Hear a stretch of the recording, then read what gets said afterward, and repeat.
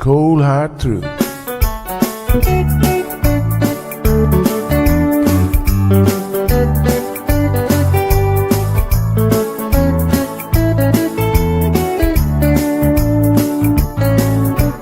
Everyone really want to know what's going on with her show. Just get on the air and you will know it's Sandra. The queen of the mile road is here, helping people from everywhere. Get on the phone and you will hear Sandra. Now she will tell you how it goes, but don't you ever step on her toes, 'cause you will hear the cold hard truth from Sandra. They say she's the hero in town, helping people from all around. You get a call, your money is found, it's Sandra.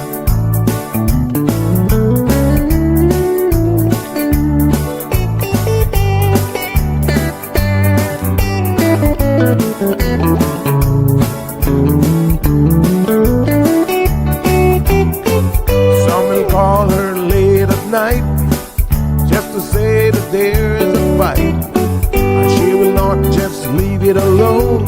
She'll get up and call on the phone, and when politics starts on her show, everyone really wants to know the way the things will really go with Sandra.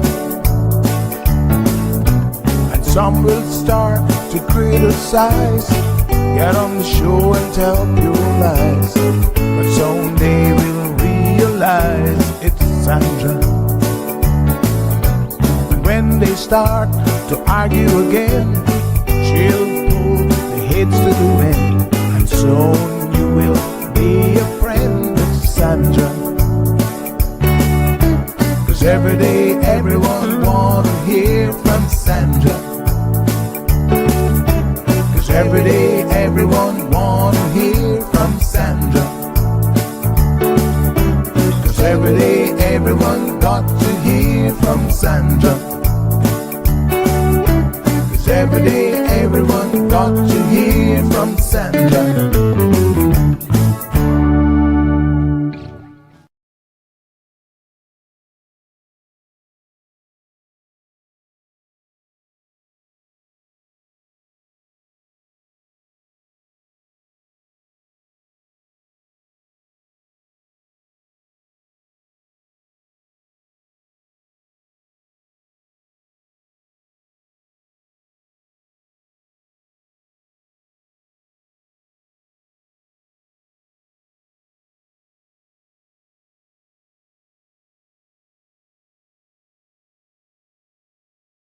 If you're a parent right now, you already know the cost of living has gone up.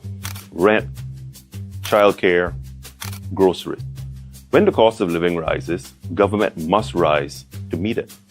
And we have. Under the revised ECAP policy, our Early Childhood Assistance Program, we've increased funding to keep pace with what families are actually paying today for their children's early education. Who benefits? A father working every hour he can. A single mother doing it alone. A grandparent raising grandchildren they love. Maybe that's you. Up to 235 Caymanian children will benefit directly, and I want every single one of them to have the start they deserve. That is why we are here. If you've applied before and been disappointed, I encourage you to try again. If you've never applied because you assumed you wouldn't qualify, now is the time to find out. And if the funding didn't feel like enough before, it should now. Is your child 3 years old and Caymanian? You may qualify. Visit us at moeapplications.gov.ky and apply for the 2026-2027 academic year.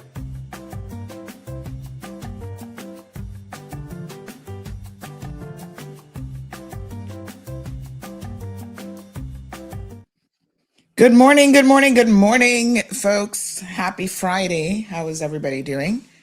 Hope that you guys are well. Right. We are praying for no tech issues today. we're on a new hard drive, and we're gonna see how everything goes. So far, so good. Takes a minute to get all of these technical things sorted out because we gotta reinstall everything on the new system. So we still have lots more to do, but at least the show is up and running. And that, of course, would have been our very first priority. Happy Friday, everybody. Happy Friday. Can everybody hear me okay? Yes, I think we might be good. Took us a minute to try and get the cameras sorted out this morning. All right. So I'm going to I've got to log into Instagram so that our Instagram folks can join us as well. So give me a couple seconds just to do some of those things in the background, and then we can take it from there. Let me just see here. Getting all of my security keys together, because we got to have this two-factor in place, folks. That's your security. Don't have anything where you can just log right in to your accounts. Always have two-factor set up. So give me 1 second here. And then we're going to be hit the road running with Instagram. Okay, very good. Logging in now. And then we can start the Instagram feed. And let's grab Facebook this morning. Good morning, good morning, good morning. Facebook.com. We got to log in there as well. Ooh, got to log into everything. All right, everyone having a wonderful week. We got some stuff to talk about here this morning. We're going to kind of do open mic format. Ask Auntie Sandy any questions that you have. And hopefully we can get all of that underway. So think about any burning questions you may have. No questions are off limits. Doesn't mean that we have the answer, though.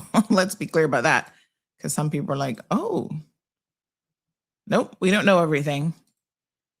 But if we know it, we'll try to help you. If not, we'll get some answers. And by the way, arranging the interview, I know I told you guys was it earlier this week? We were talking about those white, what's it called? The white fly. So we have made arrangements to interview the Department of Agriculture. So we are getting on top of that. So I think that is early next week. So we'll try to get as many answers as possible in relation to that. We're actually going to go out in the field, hopefully, and see exactly what these things look like and find out everything that we possibly can. So I promised you guys that I'd be arranging that, and I'm happy to report that that has been done. Thanks so much to the ministry staff, Miss Gabby and Miss Ann, who assisted in getting that sorted out for me.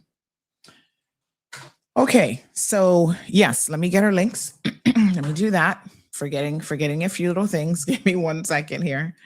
So Facebook wants to send notifications. No, I don't need any notifications from Facebook.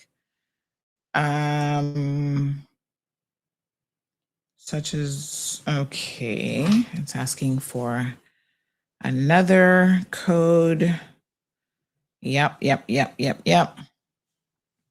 We don't mind giving all the codes because we obviously have it set up that way. Okay, should be able to get into Facebook now. Ugh, wants to do passkey. No, we're not going to do that. All right. Okay. Wonderful. All right, so we go to the Facebook page and we click on the profile photo, and then give me 1 second here. Then we're going to go and update the daily URL. Okay. Beautiful, beautiful, beautiful. So I'm already getting some questions this morning. There was an accident, by the way, in case you missed it, on the what was the location? Right, what's the Jose Zesto, like that roundabout? That roundabout, I mean, roundabouts in theory shouldn't be difficult, but when you see how people navigate them, they're a little bit challenging. Yesterday, I actually was a little bit taken aback. You know, the new addition there by the airport, not new addition, but I think they've added an extra lane going into the roundabout, and then they've added an extra lane on the straight. And they also have paved that area. Big shout out to NRA. But I actually was surprised when someone in the roundabout, I just wasn't expecting it. So when someone in the roundabout actually decided to take advantage of that second lane in the roundabout, for a split second, I was taken aback by that because my brain was just used to it being a single access roundabout and not having something else there. So I was like, what? Where's this person coming from? But of course, being a seasoned driver, and some of y'all need to know what that means, honey chill, I quickly was like, okay, they're in the right lane. No need to panic. Right. And so now I got to look out for people because I was in the inner lane, kind of hugging the roundabout, and then they came on the left of me. And so my brain was like, oh, what is this on the left? I'm not used to seeing someone there. So these things happen, you know, roads are upgraded, and we just have to make sure, folks, that we are paying attention. And, you know, I think some roundabouts are a little bit easier to navigate than others, especially single lane roundabouts should be a no-brainer, but some of the others can be a little bit tricky. So just pay attention. And when new road works are happening, of course, that is always a time to be extra cautious, because just like me, not really paying attention to the fact that there's actually a second lane there, other people may be doing the exact same thing. So, yep, our roads are becoming a little bit more complicated. And boy, do we love a roundabout. I mean, I get it, I guess. They say they help with the flow of traffic, only when people use them correctly, because when you see, you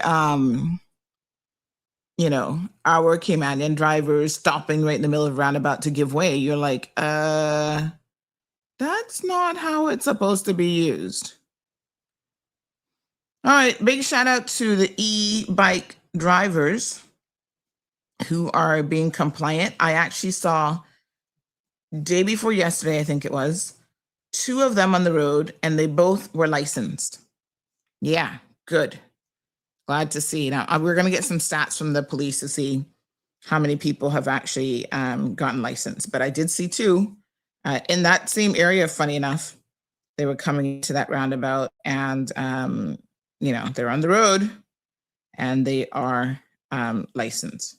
Of course, they're still zipping in and out of traffic, which, you know, they're taking a chance, given that the fact that they have no protection. But they were wearing their helmets. They're wearing their helmets, and they had their license plates on. One had it in the back, and the other one had it like on the front. So I guess depending on the scooter, they've got options on placement of the actual plate itself. It would be good if it was like one single location. So in case you need to like look at them for a plate number, you know where to look. But I noticed that one was like by the handlebar, and then the other one was on the back of the scooter. Okay, well, at least they're compliant, you know. They're insured. They went out there and they're wearing their helmets, which was good to see, because boy, they are at the greatest risk, really, for having an accident and being injured more so than someone in a vehicle, obviously. So we look forward to more and more people becoming compliant with those rules. I don't see as many on the road anymore. So I guess a lot of people have opted to simply not take the chance until they can get themselves sorted out with insurance and everything else.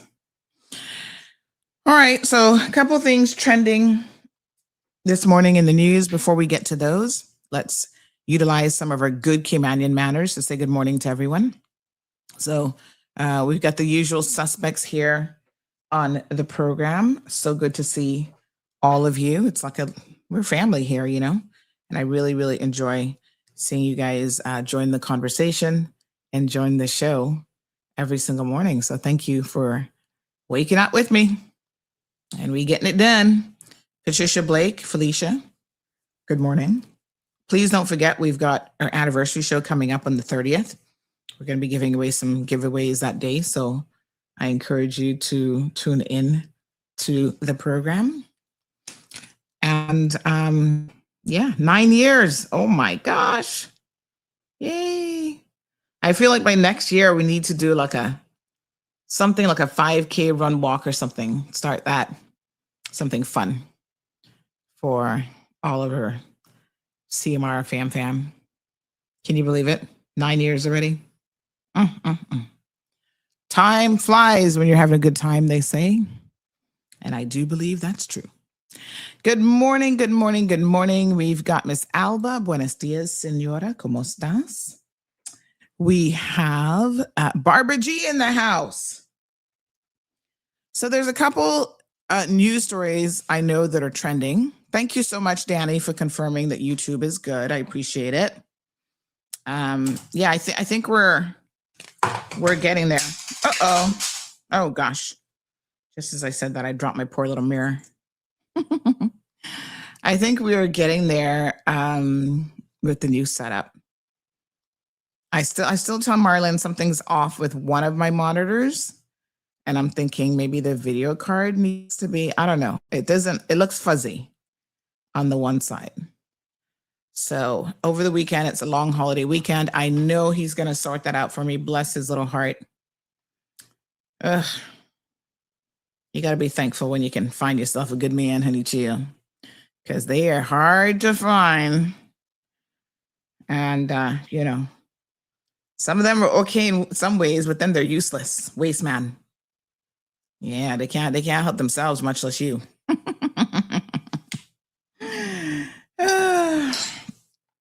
What a hot mess. All right.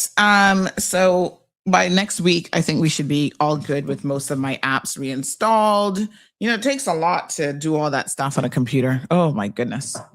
Between the applications and the finding the registration keys and all that good stuff. Whew, it's a lot of work. Good morning, Danielle. Thank you so much. Strong Wilt is here. Says, good morning, my beautiful auntie. Happy Friday. Happy Friday to you as well.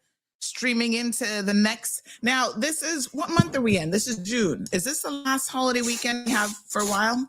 I'm trying to remember when or is that up to September? There comes a point when it stops and then we don't have one for a couple months. And I know everyone's pained about that. The other day, someone said to me, can't you find out about, can we create another holiday in between? I just chuckled. Small businesses hate. We need to adjust this camera. What? Okay. I'm trying to think what did I do before to adjust this camera? Look, look at Zeus over there. You guys can see him at this angle. I think we got to zoom in, but I can't even remember how to zoom in right now. All right, I'll fix that in a second. You guys see what he's doing all morning with me? That's him right there snoozing. Might tweet him. All right, let me see if I can. I don't know. The camera keeps asking for a license key, which I don't know anything about. So I don't know how to get that going. We might have to just live with what we have for now and sort that out later.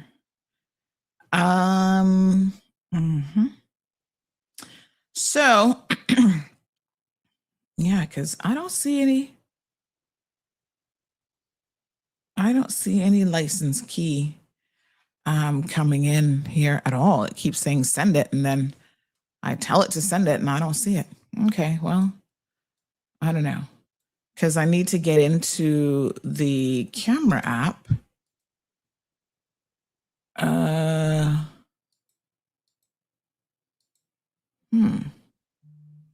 To be able to, I think, adjust it.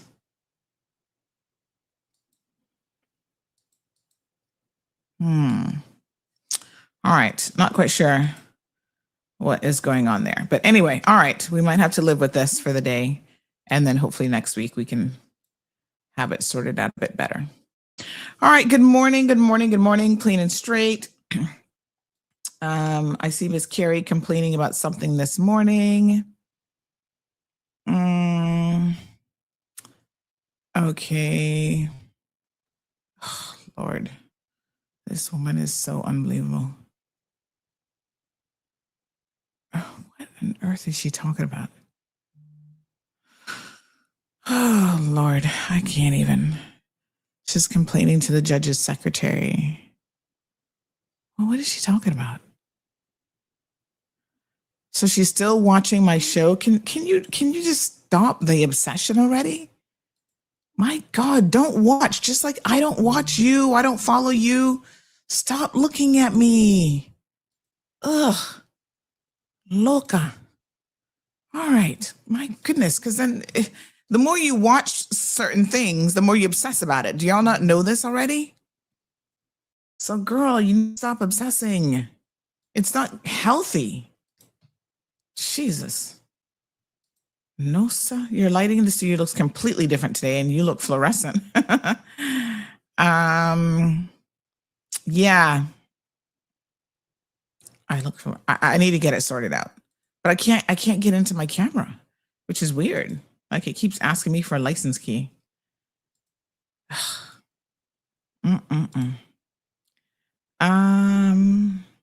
I don't see anything in junk mail. Oh, here we go. It's been going to junk email. Oh my goodness. Let me see what it says here. Move to inbox. Okay, let's have a look at this one. License key, download and install the latest app. And here's your license key. Okay, good. Now we can adjust it. Thank you so much. Yeah, it was going to junk mail. Give me 1 second here. Okay. So now we can get somewhere, I think. You must restart third-party apps like Zoom, Chrome, Okay. Oh man, that means we have to restart. All right, give me 1 second. Let me play something so that hopefully we can restart without much of an interruption. 1 second here. If you're a parent right now, you already know the cost of living has gone up. Rent, childcare, groceries. When the cost of living rises, government must rise to meet it. And we have. Under the revised ECAP policy, our Early Childhood Assistance Program, we've increased funding to keep pace with what families are actually paying today for their children's early education. Who benefits? A father working every hour he can. A single mother doing it alone. A grandparent raising grandchildren they love. Maybe that's you. Up to 235 Caymanian children will benefit directly. And I want every single one of them to have the start they deserve. That is why we are here. If you've applied before and been disappointed, I encourage you to try again. If you've never applied because you assumed you wouldn't qualify, now is the time to find out. And if the funding didn't feel like enough before, it should now. Is your child 3 years old and Caymanian? You may qualify. Visit us at moeapplications.gov.ky and apply for the 2026-2027 academic year.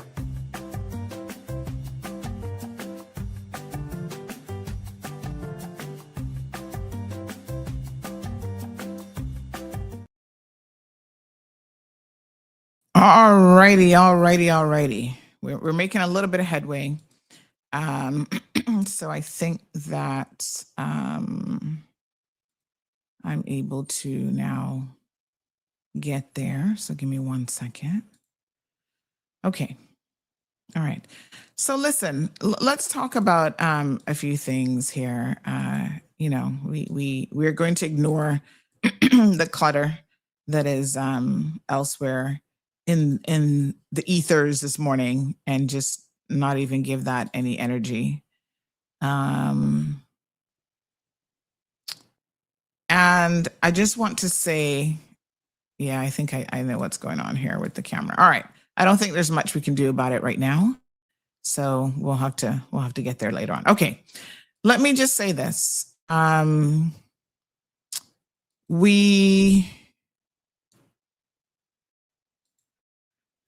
good. I think we're a little bit closer. Yeah.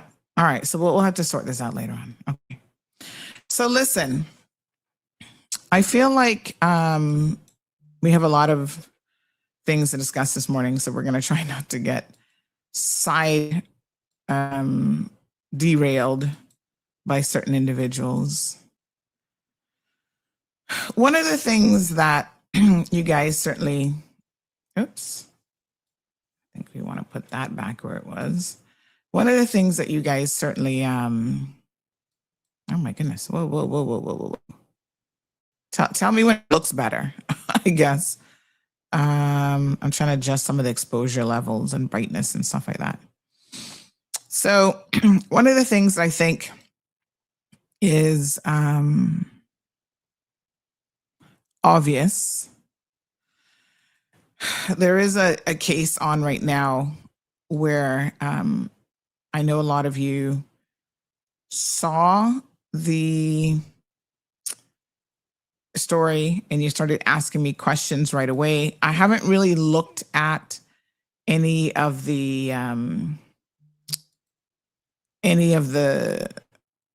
social media comments in relation to it. But some of you, I understand, because someone told me this, were saying this is a man who's being accused of sexually assaulting his own daughter. As you know, I don't get to court quite as much as I used to. And so Renee does a lot of the court reporting. And you also know how much I despise even having to talk about these cases, although I do feel like it is a necessary evil that we have these discussions, because unfortunately, if we don't, there we go. I think I'm framing. If we don't, we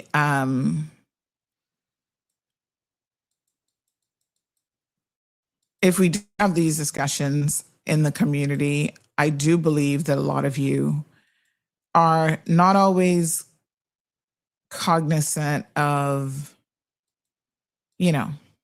what's happening.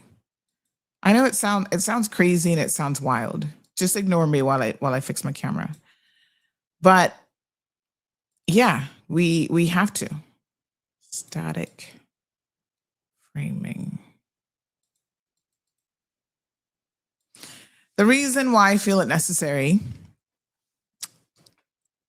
is because the only way that we can really protect children is when you guys are aware of the evil that is around us all over the place, in our homes, in our, just everywhere. It's like literally everywhere. So it can be very, very difficult for me to tell you not to trust anyone, and that you always have to keep an eye out on every single person in your life, because those people pose a threat to your children. Sometimes in relationships, these people pose a threat to us, and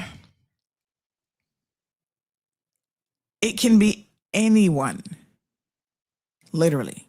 You got to keep an eye out for people in your homes. You got to keep an eye out for Step parents in particular are very, very. There was a statistic that I read probably some months ago, actually. Like, what is the single biggest predictor of a child being the subject of abuse? And people were like, oh, they were coming up. I think it was the Diary of a CEO guy, Bartlett, and he was coming out with all sorts of different things. And in fact, what it is, the first biggest predictor is having a step parent in the home. Isn't that something? So mothers, fathers, even, you decide to remarry or move on from one relationship to the next. That is a huge risk to your children. Man, that is so scary when you think about it. Because of course we know 50% of all marriages, that's not even counting relationships, people who are not married, because some of them be moving on like every other week to somebody new and constantly exposing their children to new people. And so you're putting your children at risk. So I just want to encourage parents to think about exactly what that means and how you need to then be thinking beforehand. You see, the biggest danger in my mind is never giving this any thought, right? So you're like, Sandy, this is too stressful. I don't want to think about child abuse and child molestation. Who does? Well, I agree. I agree with you. I mean, I certainly don't want to think about it either, right? You don't want to think that your child is ever going to be in harm's way.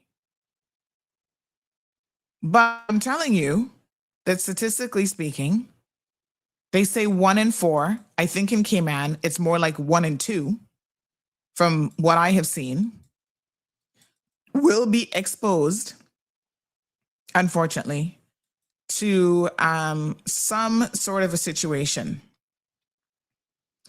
where they will be touched, seriously molested,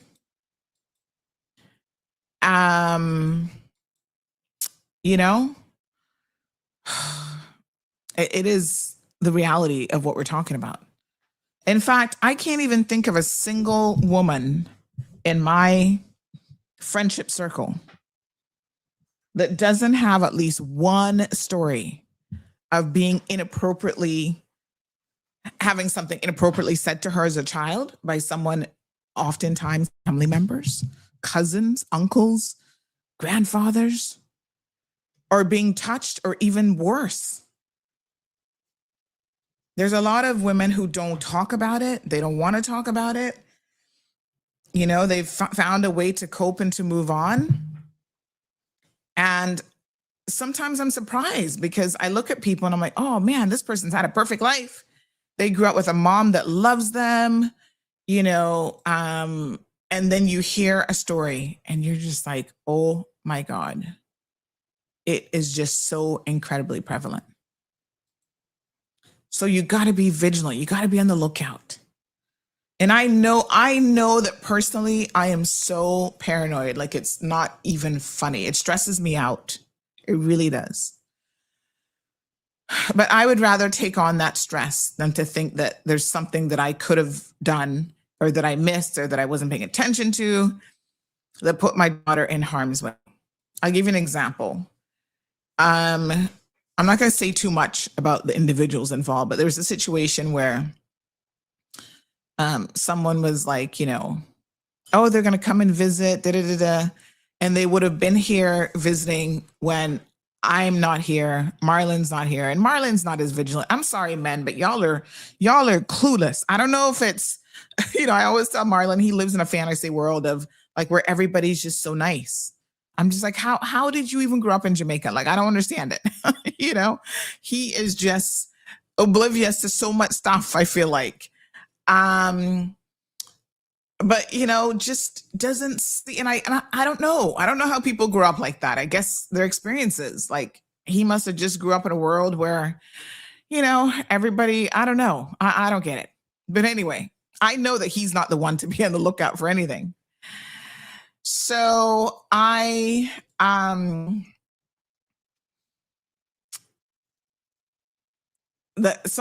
we weren't going to be here.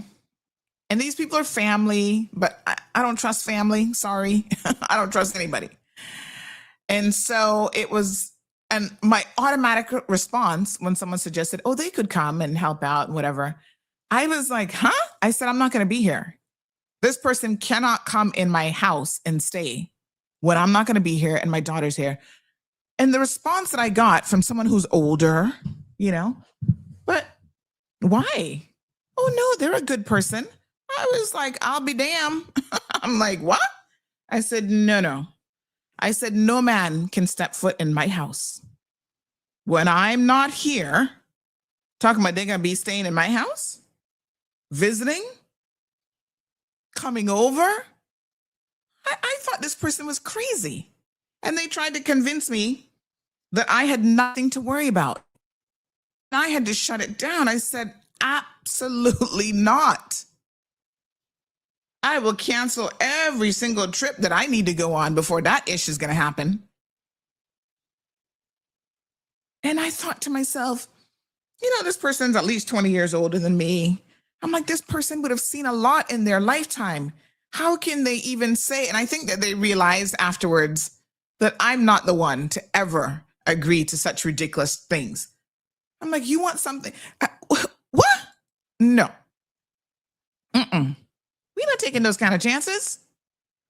I was floored, quite frankly. And it's why so many children, folks, are put at risk, because people just don't see the danger. They're not even paying attention. They don't understand the evil that is surrounding us in our churches, in our schools, in our after school activities, like every single thing. Really? Y'all need to pay attention. Be vigilant to the max.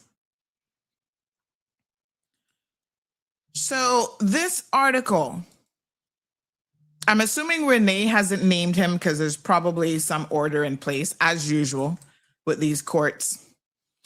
I always say that I would rather the person be named, but this one I can understand, and I'm going to tell you why. I'm actually going to look at some of the comments. Those of you who think, oh, we can just deport this person, it's so easy. Well, earth-shattering revelation, they cannot be deported because they're a Caymanian. How about that, for starters? Yes. Unfortunately, they are one of us. So we can't deport them anywhere. Ugh, I'm so disgusted by this. Right? Unbelievable. But yes, this person happens to be a Caymanian from son of the soil, right in one of our eastern districts. That's all I'm going to say. We have talked about this person before when the allegations first came forward, connected to political people and all sorts of stuff, wannabe political people. So y'all can figure out that I'm talking about some of them nasty people up in the East. And I don't mean the East being Georgetown East, because, there's an area there we call the East. I'm talking about that side of the island over there. So, but it doesn't make a difference, because we got them in Savannah. We got them in Newlands. We got them in West Bay. We got them in Georgetown. We have them all over the place. They are multi-generational Caymanians, right? Absolutely disgusting. And this particular situation is, these children are at risk when you have an absentee mother.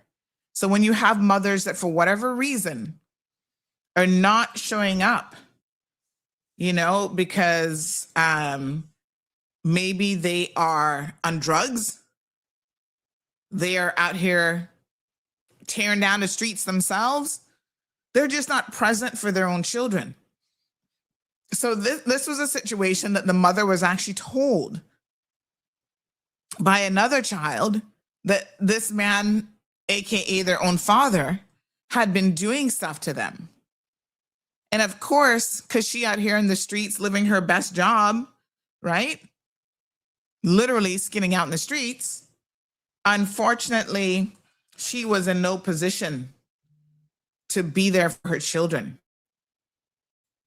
Now, y'all can imagine how I feel about something like that. Not impressed. Parents, if you're not ready, listen to me. If you are not ready to be a mother, by all means, no one is telling you that you have to do. You have to do that. But what I'm suggesting you do is don't have children. It's pretty simple, right? Do not have children. Okay? Because you're not going to be there to protect them. And your children need your protection. They need you to be on the lookout for them, even from their own father. Because some of y'all, unfortunately, marry no good men, and you don't see the danger in it. Your radar is completely off kilter. And so, once again, you're out here living your best life. You're not understanding how you are literally exposing your children to the monsters in your own home. You gotta pay attention, right? I'm sorry, but even their fathers, you gotta look at the relationship that they have with children, how they respond to them, right? And any little indication that something not right here, you need to talk to your children constantly, both girls and boys, and ensure that they know that they can trust you. Okay? That they understand that no matter what, no matter who, no matter, come to me. Don't allow your children. Somebody said to me recently, oh, your daughter's always sharing information with people. She's telling people her business. I'm like, what business do you think a 9-year-old has that has to be secretive? This is how y'all set your children up. You make them think that there's such a thing in life as a secret. No 9-year-old should be keeping secrets, right? They should understand that if something happens to me, I can talk to someone. Because while y'all like, oh, they telling your business to the teachers, those very teachers one day might be their lifeline if someone touches them or if someone does something to your child. So I looked at the person and I'm just like, I don't even know I don't know what you're talking about. I'm the wrong person to come to, oh, you should tell your daughter not to tell her business. What the hell kind of business you think she has? What secrets is she keeping for anybody? She not keeping no secrets for nobody. Okay? Absolutely not. If she want to tell what she did this weekend to the teachers, good for her. Go tell them. Because once again, if you understand the number of children that have had to go to teachers, share a situation, share that they're being touched, share that they're being molested, and the teachers were the ones who had to intervene, who had to provide assistance. And every single time you tell a child, oh, we're not going to share, we're going to keep secrets, you're sending the wrong message to children. There are no secrets. If you don't want a child to know something that's going on in your home, I don't know what y'all hiding from your children, but I don't know. Yeah, whether they keep the money under the mattress or whatever, That's a private matter for you to determine how your child doesn't have access to that information.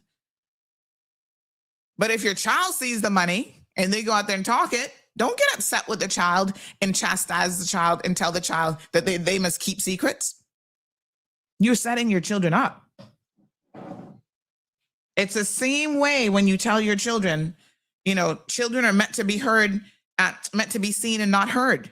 Stop telling children this kind of foolishness as Caribbean people. Unfortunately, we have grown up with. We grew up with feeling and knowing that we were different. We didn't have a voice. We couldn't, speak out freely and all this sort of thing. That doesn't mean that you don't teach them boundaries like, okay, you have to have respect for your elders, but then you need to explain what that means. What does respect for your elders mean? Because a lot of predators use these very same community standards, tactics, whatever, to get to your children. Oh, it's our secret. Don't tell nobody. But if you raise your children to know that there's no such thing as a secret, don't ever keep a secret. Somebody tells you something is a secret. This is what I tell my daughter. If someone tells you that something is a secret, that is when you definitely tell me. You run and tell me right away. What's the secret? Tell me. And you'd be surprised. Sometimes you might not be doing it yourself, but you've got nannies, helpers, other people who tell them, shh, keep a secret. So when the child molester comes along and they're like, shh, this is our little secret. This is between me and you. Of course the child is like, well, I keep secrets for other stuff. They threaten them with physical violence.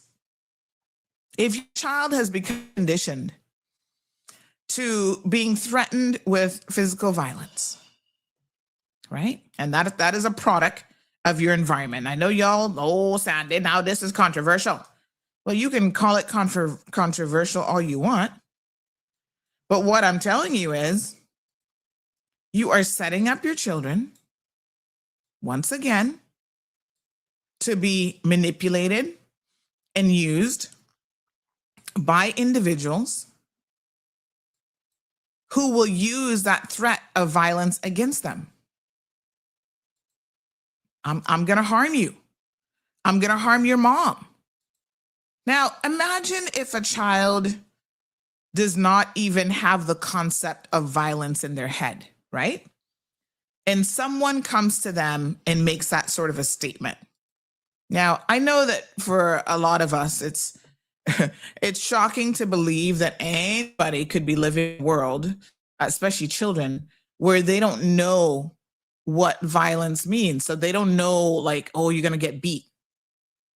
But believe it or not, there are children and there are parents who are raising their children in such a way that you can't make that threat to them because they don't understand it. Like, what does the beating mean? And I'm proud to say that I'm one of those parents. My daughter don't know nothing about getting no beat. She doesn't know anything about,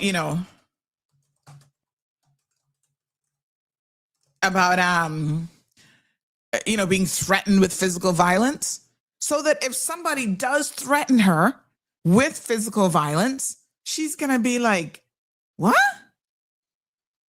And that is going to stand out in her head and be such an atrocious proposition that you better believe she's going to be coming to me saying, this person says that they're going to beat me, they're going to do this. She's not even going to comprehend what the hell that means.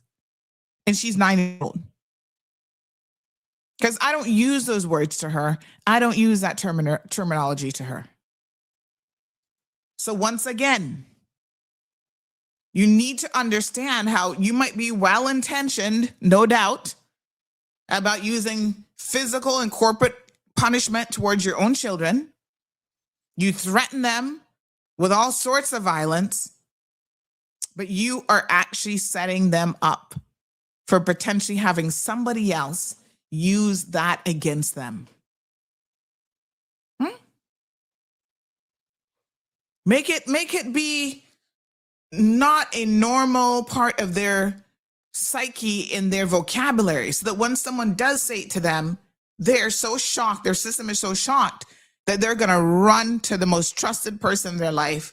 Hopefully that's a parent, right? And say, oh my God, this is what just was said to me.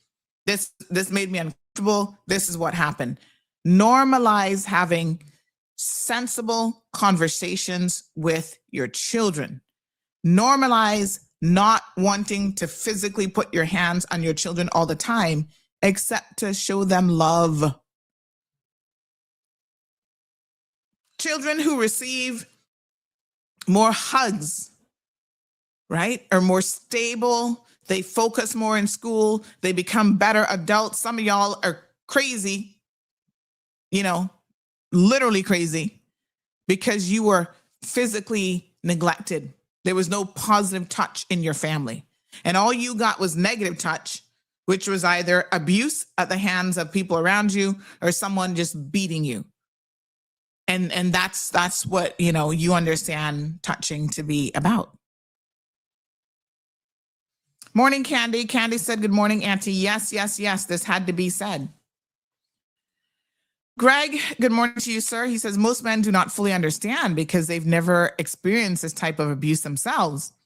Until it happens to you, you or someone close to you, it can be difficult to appreciate the impact it has or to remain constantly vigilant.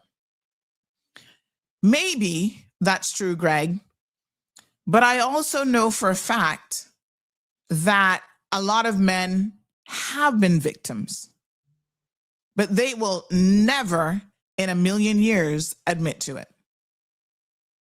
That statistic of 1 in 2, 1 in 4, that includes little boys, right? But again, the standard that we even have for boys, they're 9, 10 years old. And if a woman touches them, has sexual intercourse with them, we tell little boys that they need to man up and that somehow that's okay. A little 10-year-old child has to be a man? Like, what in the world does that even make any sense? So I think a lot of men have been victims. They never talk about it. They don't admit to it. They don't get therapy. They don't process it. Right? They just ignore it. Sometimes they don't even understand themselves that what has been done to them is sexual abuse. Some years ago, there was a post that I shared on Facebook. It was on my personal page with Usher. And Usher said that basically he was force raped, right? And he talked about, I think it was it Usher or what's the other one? Chris Brown? One of them. They're so alike in a way that I often do get them confused. So Usher for me, if it wasn't you and it was Chris Brown, but one of them, it was either Usher or Chris Brown. And maybe it was Chris Brown. Hold on, I'm going to see if I can find it. And so when he talked about his first sexual experience, and now as an adult reflecting back on it, he realizes that it was actually abuse. Yes, this was March of 2017. Oh, thank God for Facebook. Boy, they can keep some stuff for you, honey child. Let me show you this because this is really, really an important conversation that we need to have about our little boys. And this brings home the point that I'm trying to share. And this article, like I said, stood out. It was actually Chris Brown and not Usher. My bad. Like I said, they're kind of similar in a way. But Chris Brown, this is what he said. He says, because the same poisonous system that tells women they are rapeable tells men that they are not. Listen carefully to this. Okay? Boys will be boys, and boys can be hurt. We must stop viewing patriarchy as a weapon that wounds only men, or only women, my apologies. To do so silences generations of victims and often creates more. And then I go on to say how, for years I've been speaking about the unacceptable behavior of allowing young boys to be molested and accepting it as something to be applauded, and that everyone needs protection. No 8-year-old child should ever be having sex with anyone. A quarter of all sexual abuse is perpetrated by adolescents against younger children. So it's not just adults, and you've got to educate yourself on this topic and protect your children. This was back in 2017, folks. This has been a long-standing conversation for me. It's certainly not something that I've just taken up. And this article was written in 2013. And I don't know how I came across it, but obviously I did. And I'm going to share the article here because it's entitled Chris Brown and a Nation of Raped Boys. And the article looks at, it says, I'll read just a little bit of it. It says, yesterday I read an article in which Chris Brown discussed the age at which he lost his virginity. He was 8 years old, he says, and the girl was either 14 or 15. He mentions that in the country, he and his cousins watched a lot of porn. So by age 8, he was hot to trot. This is how he's describing his childhood. And it's so sad when someone is in an abusive situation and they themselves don't even know, right? So he described himself at the age of 8 as hot to trot. The author says, maybe so. Children can have sexual feelings at 8, but whether they can consent to sex at 8 is an entirely different subject. Sex at age 8 is rape, especially given the fact that the girl involved was significantly older, a teenager. Chris Brown was raped, but to hear him tell it, that experience was positive, healthy, something to brag about. At 8, being able to do it, it kind of preps you for the long run so you can be a beast at it. That's a quote from Chris Brown. Now, y'all know Chris Brown got problems with women, right? And now you might understand why. The author goes on. The worst part, this isn't the first time I've heard this from a man. I've personally dated 2 men who described these early sexual encounters and have heard these stories from friends as well. In terms of my former boyfriends, one was 7 when he lost his virginity. The other was 9. Both saw this as a notch on their tiny childlike belts. The girls and their experiences were teenagers also, so the men seemed to think that this was a testament to their own irresistibility at 8 years old. Their sex appeal was so overwhelming, so potent, that teenage girls were compelled to have sex with them. The fact that this was rape, and it was, never crossed their minds. Why? Because the same poisonous system that tells women that they are rapeable tells men that they are not. I'm going to continue reading because it's not a particularly long article, and I think we need to have this conversation. We know that some of the behavioral signals that occur when girls have been raped. We know some of the behavioral signals: depression, promiscuity, unexplained anxiety, anger. These are words we use when we describe the ways victims behave. It's interesting that I have seen these same symptoms in young boys alongside me in classrooms when I was a child, in boyfriends as I got older, in men beside me on the bus in Chicago, yet no one looks at male anger and male promiscuity as symptoms of something. These are just classic male behaviors. Boys will be boys, and boys sleep around, and boys have bad tempers, right? Wrong. What if we have been normalizing male rape victims' symptoms for centuries? This is not to say that every man has been the victim of sexual abuse, but I know more than a few who have been, and their cries for help, the ones that got such attention, when our ladylike daughters act out sexually and or aggressively were unnoticed, chalked up to a male standard of behavior that not only turns a blind eye to promiscuity, but rewards it. Can you imagine? Can you imagine being sexually abused and then growing up being told that this is a good thing, that your sexual potency has been enhanced, that rape was a head start into the wonderful world of sex? The damaging system that tells girls they're worthless after rape has a disgusting flip side for boys. You have worth now. The violence has made you a god. And we wonder why our boys grow up sex obsessed, equate violence with pleasure, to quote, be a beast at it, and imagining that rape is only something that happens to women.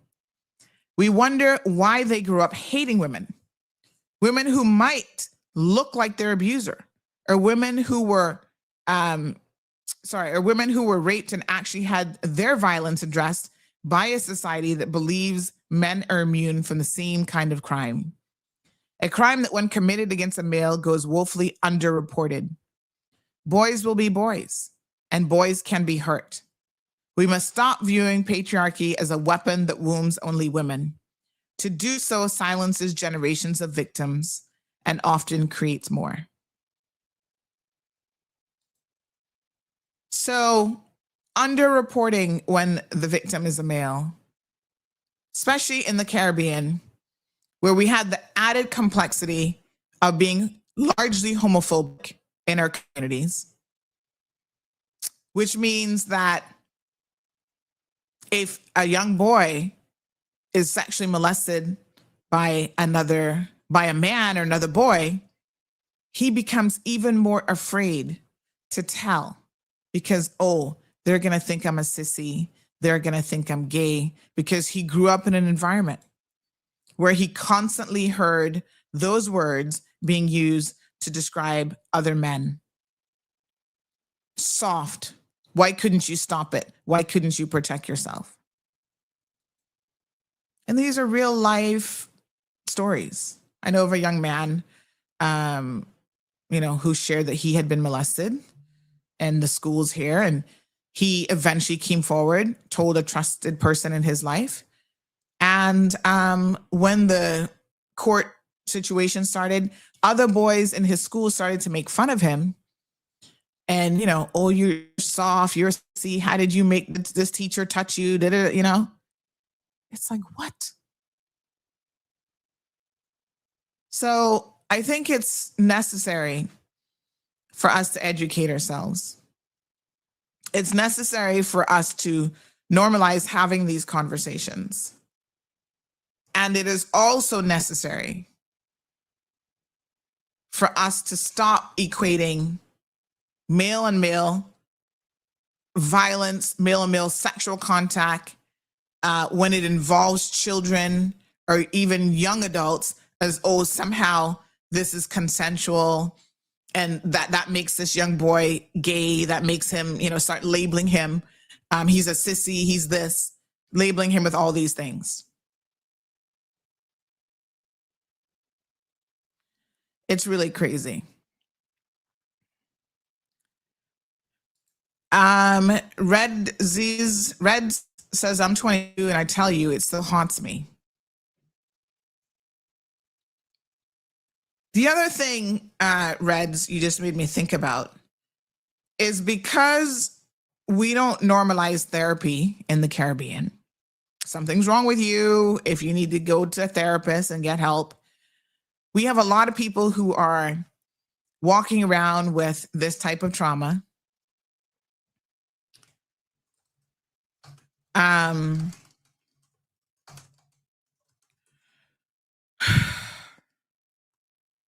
They don't get the help that they need.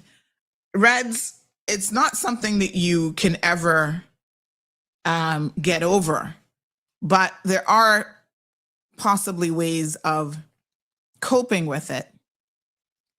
You become functional. And some people, I think even Jeffrey Epstein and even the president of the United States. Here he is being mentioned in the Epstein files countless times.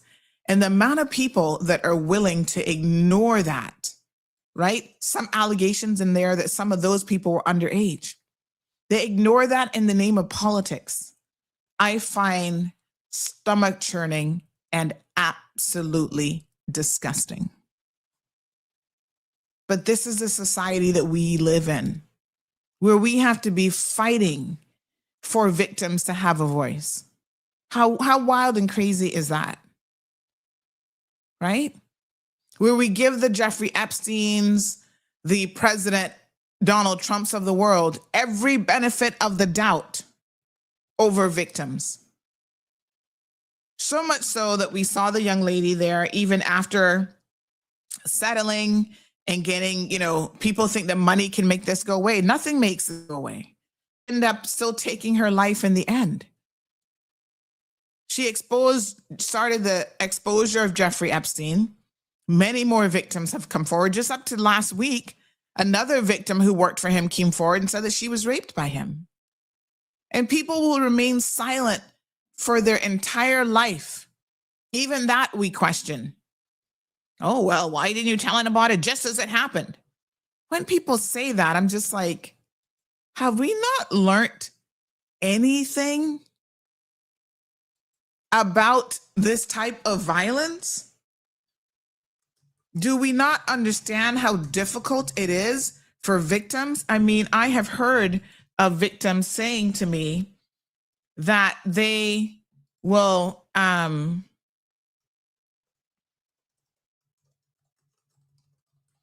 that they are not going to share. There was this friend that I have, she's Canadian, and she said that,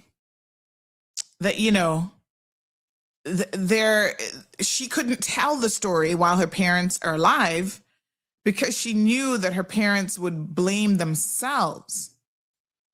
And so when you think about it, she was, she's been doing therapy and other stuff, but she was willing to sacrifice her own healing process for the sake of, well, they're going to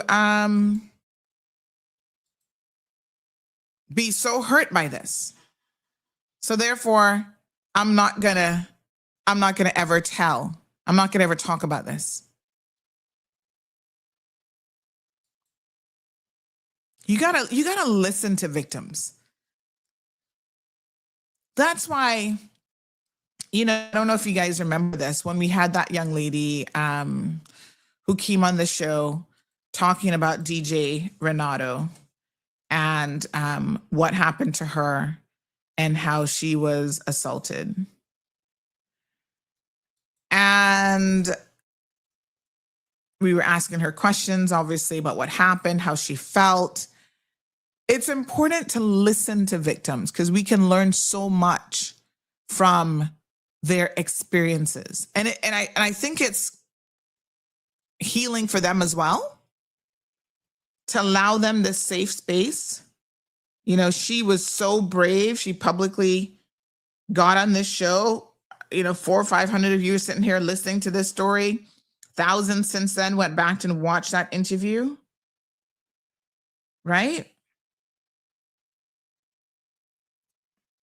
Giving victims a safe space where they can actually share their stories, I think, is really, really important as well. As a community, we need to be able to do that.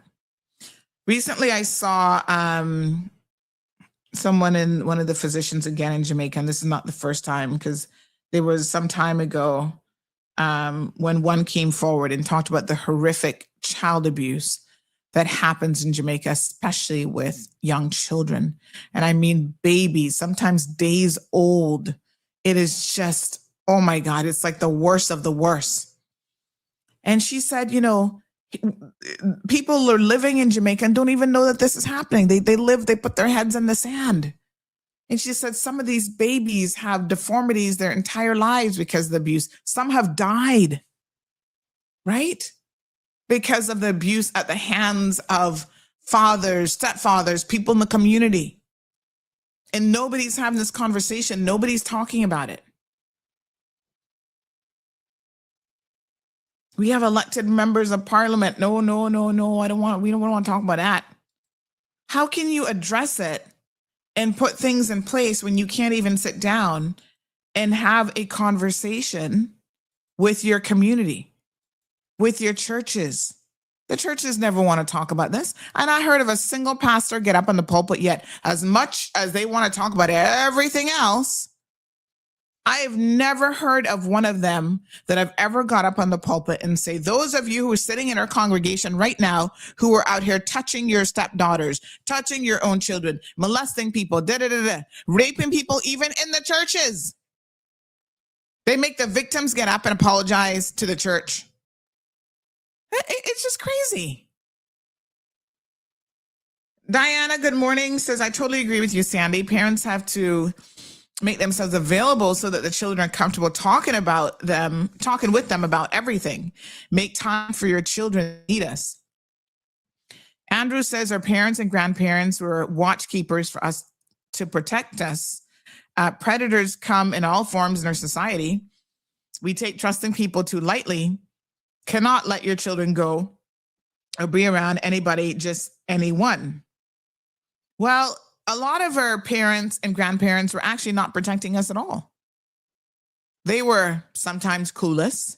Sometimes they knew that the abuse was happening, and they actually did absolutely nothing. They didn't protect anybody. They were more concerned about maintaining the family reputation, the family name, or just ignoring when a child tells you that someone has touched them inappropriately.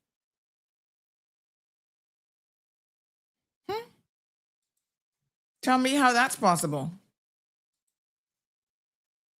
Yep. Happens every single day.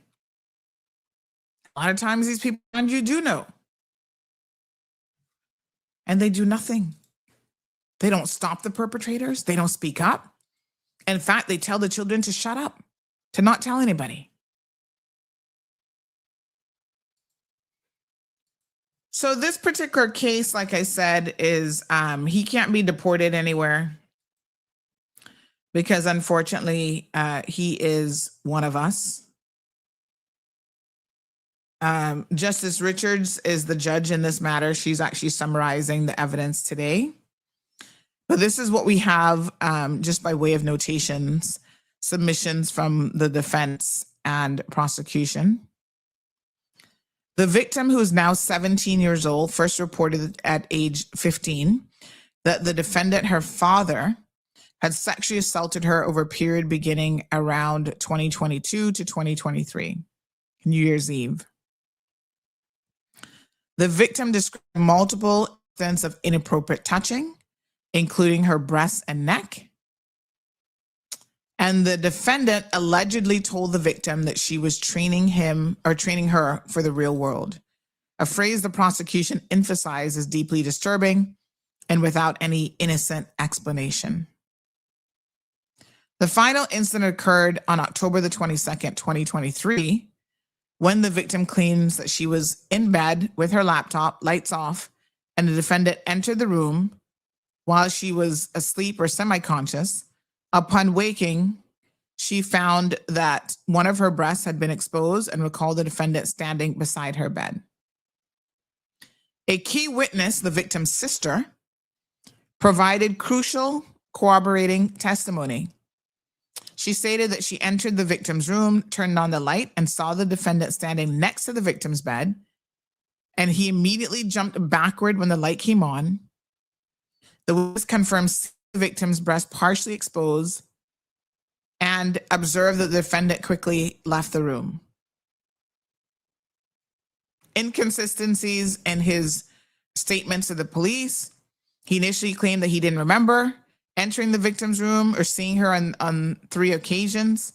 Later on in the same interview, he changed his story, admitting that he saw the victim was in the room because they told me. He then claimed he only went into the room to tell the victim to shut down her laptop, asserting that he stood at the door with the light off. So this will go now, summing up today. Of course, the defense portrayed the victim as a dedicated father who took on full childcare responsibilities for 5 children while his wife faced personal difficulties. I'm going to just stop there for a second. I'm not saying that a man can't take on the responsibility of 5 children, but most men would find that very, very difficult, right? Thanks, KY. I'm still making some adjustments to the camera setup, but a lot of men would find it difficult to be able to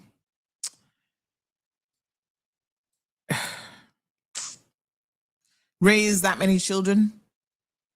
Women find it difficult. And so I think that when you have a situation where, again, the mother's absent for whatever reason, she's on drugs, she's having mental health issues of her own, she's left the family, she's abandoned the family, whatever the situation is, the community has to rally around fathers, right? Because no doubt he needed support. More importantly, the children who no longer have a mother in their life need to have women around them. So aunts needed to be stepping up to the plate here. Maybe a grandmother should have been like, you know what? Have some of the girls, if possible, come over and stay with me. Like, you've got to find a way to provide in those types of households where those individuals are at high risk for all sorts of things happening.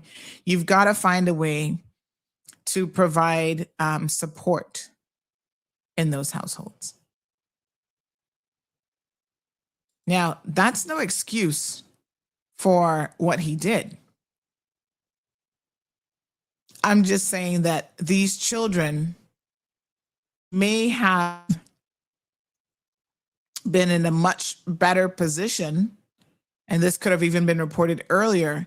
And my understanding is, as someone who has their ears down to the ground in a community as small as Cayman is, that this is not his first time of being alleged to have engaged in this type of behavior. Take heed. Take heed, folks. All right, that's all I'm going to say about that. We will certainly keep you all updated as the verdict comes in. Good morning. My sons are 20 and 21 and don't even know what the turn ass in means. I don't know either. What does that mean? Never got a thing in their lives. Both graduate with honors and awards and are well-mannered and respectful, finishing their higher level education. Oh, birthday alert.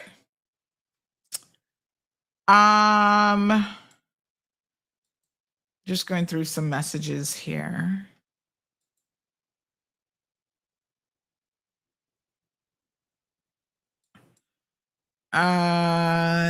Yes, need a kaboom on that one. Good man. That was earlier today. I can't remember. What were we talking about? I can't remember. At 7:54. Sorry. Next holiday is July the 6th, and then there's none until November. Thank you for the reminder. Yes, that's right. Thank you so much.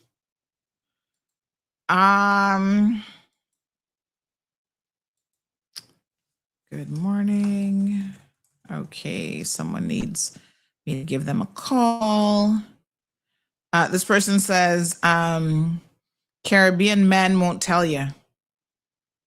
I think a lot of men don't talk about it, but Caribbean men even more so. All right, 936-2626. looking at Instagram, Mr. Scandalous says mother's love isn't the same coming from somebody else. No, I mean, listen, I'm not saying that you can ever, well, I'm not going to say that you can't replace someone who's given birth to you. Because there are lots of people who raise children, Mr. Scandalous, who are technically not their child, like they didn't give birth to that child, but you couldn't get them to love that child even more than they would if they had given birth to that child. So there are lots of parents out there who become parents, who raise children, including men, who raise children who are good parents. You know, they give them every bit of love and positivity that the world has to offer. They do not abuse them, none of that. But what I'm saying is, where you have dysfunctionality in a home, drug abuse, you have mental health issues, all this other stuff, those are also risk factors for children to be abused and to be put in quite unfortunate situations, stresses within the family. Those adverse childhood, incidents that we always talk about. And so the community has to be vigilant and aware that these children are at risk. Even teachers should know that if you're coming from that type of environment, that yes, it is possible. The risk is much higher. And so that they should be on the lookout for changes in behavior, because a lot of children are not going to verbally tell you, but their behavior changes. They might become more reserved, might see signs of childhood depression and all of these things. Their grades, you might have students that were good students, and then all of a sudden you start to see the slippage in their grades because they can no longer focus. They can no longer concentrate. There's so many things that cause stress on children, and you've got to pay attention to when that's happening. You got to pay attention. The signs are always there, but oftentimes overlooked or completely ignored. So Mrs. Scandalous says, thank God for my dad. Trust me, if you've had the benefit of having a good father in your life who didn't take advantage of you, who didn't do all of those things that, and again, I want to make it very, very clear, although the vast majority of perpetrators are men, women also are perpetrators. I have had adult men in this community, because they've heard me talk about this so much. They've confided in me. They're now political leaders. They are, leaders in our churches, in our schools, whatever. And they said, Sandy, when I was growing up, my helper used to touch me inappropriately. Oh, really? Yeah, she used to touch my privates. That's abuse. And I'm like, oh my God, did you tell anyone? No, because, I didn't know. It was just like, why is she touching me? So again, you need to have these conversations with all of your children, not just female children, young boys. They need to understand that no one should be touching their privates. No one should be talking about sex with a young boy. Don't normalize those conversations. When I say talking about sex, I mean not in a proper classroom or educational setting. So women, yes, there are women. And there was just one this last week.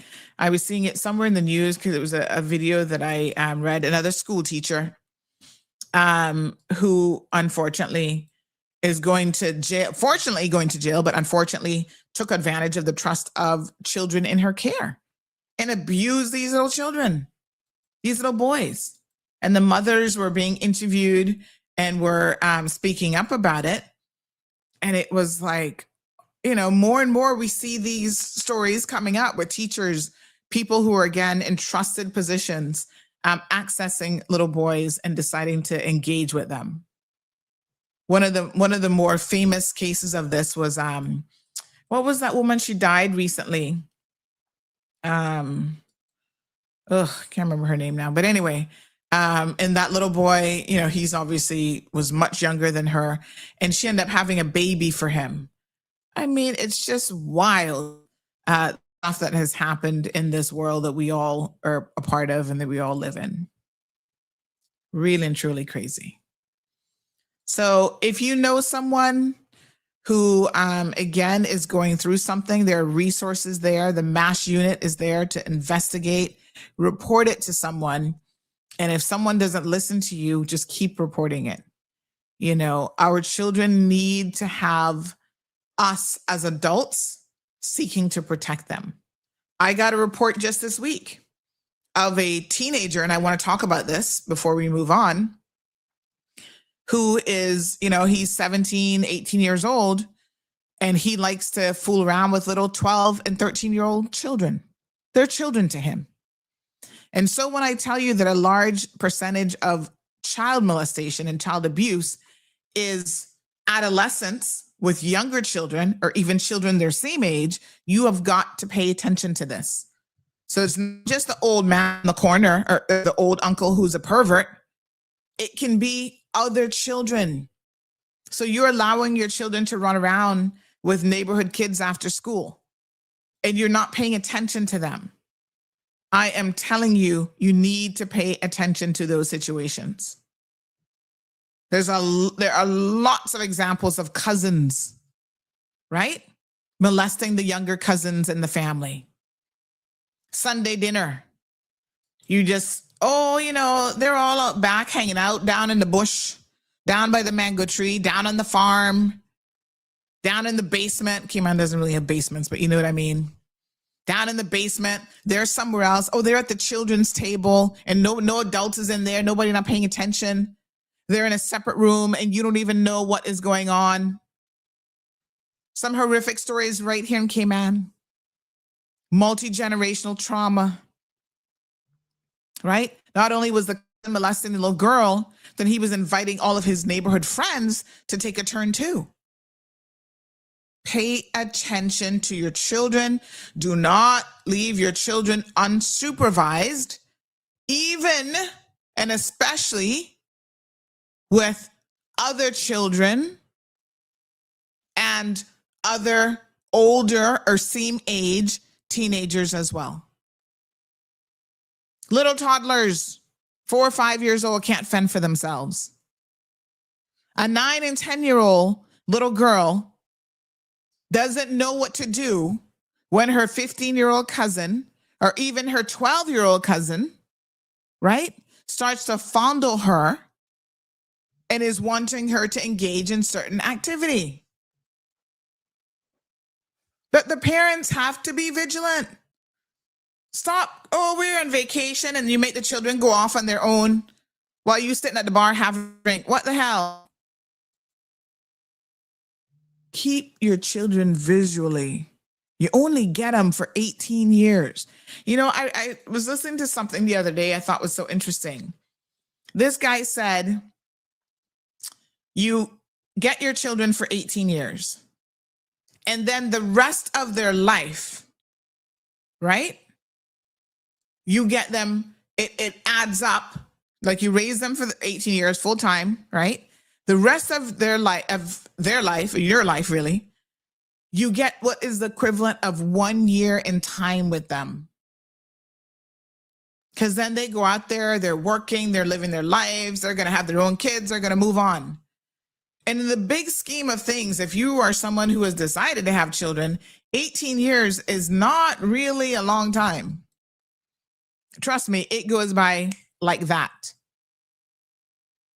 And that's why you got to be serious when you have kids. You got to be ready. We have too many young people out here. Oh, you know, I don't know. They're 18, 19, 20, 21. They're not ready for kids. Some of y'all even 30 and still not ready. Don't have them if you're not ready. Because all you do is put your children at risk. Because you gotta be willing to spend the time.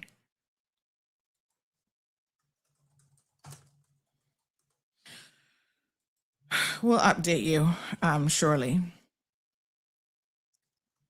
on where we are with the verdict as it comes in. Knowing what I know about the situation, I really hope and pray that the jurors get it right. And, you know, maybe this will also allow other victims of his to come forward. You'll find that in most instances, the perpetrator, doesn't get caught on their first offense. There's multiple victims out there a lot of times. Oh, I'm sorry. I couldn't. Yeah. Okay. When the person said an asin, I was like, the way it was spelled, I was like, ass in. I was like, what? Okay, got it. Yep. Imagine being a great stepfather and the mother still lies and cheats on you. These women don't even appreciate good men, says this person. Oh, Lord. Well, yes, that happens too. That's why I think you gotta just really, I don't know, boy, it is tough out there. All right, so let's take a few comments into the show. Let me just I gotta figure out where my screenshots are going now because it's a totally different setup. Preview. Okay. All right, so we received this comment. Good morning. I hear that a certain former board member starts work next week as the deputy director of administration of the port. That really shouldn't happen. She was part of the board who approved that position. No doubt she was heavily involved with the job description and the evaluation for salary. She was a board member when it was first advertised, and she was a board member over the current port director and a fellow member of the current chairman of the board. Now she's going to be subservient to the same port director she once commanded, and she will no doubt still have the same connection with the board and could possibly even undermine the current port director. This sort of thing really ought not to occur. Could this also be setting her up to be the next port director? The current director's contract will end soon. Another thing that you'll find interesting is who got the internships and how, seeing that they were being they were not being publicly advertised. The first time that they were advertised internships was just a few weeks ago. Then how those got translated into permanent jobs, as those were also not publicly advertised. Boy, the Port Authority remains a hot mess and then some. We have talked about the port so many times. Do you ever talk about something to the point where you just get sick and tired of being sick and tired? That is me in the port. That's me in HSA. It's like, how many bloody times we gonna be having the same conversations? But yes, of course, we know who this person's talking about because we posted it. We talked about it. And is something going on with Facebook today? I'm trying to pull up something here on Facebook, and Facebook just isn't loading. Anybody else having a Facebook issue? It's not loading for me right now. But anyway, this is Jackie. What's her last name again? I can't. My Facebook won't load, so I can't even look it up. But I know that we posted about this, and yes, she was a former board member at the time that we heard of her appointment. I think it was over a month ago. I said the exact same thing. I'm like, how is this woman coming off the board and then getting a position in the organization? This makes no logical sense. And quite frankly, it causes problems for a number of reasons. Seriously. I don't know what to say. I mean, I'm just like, what on earth? This shouldn't be allowed. But you see, these boards are doing a lot without any oversight. And the ministers, they can't get involved because then they seem to be overstepping and this and that. Y'all need to start firing some of your board managers, some of your board directors, as far as I'm concerned. That's what should be happening. Jackie, what is her name? And when we Jacqueline, what the heck is her name again? I can't remember. But when we posted about it,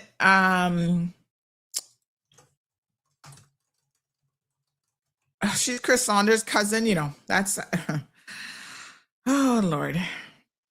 When we posted about it, somebody like, oh, y'all just haters.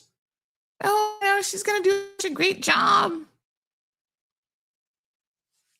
I was like, no.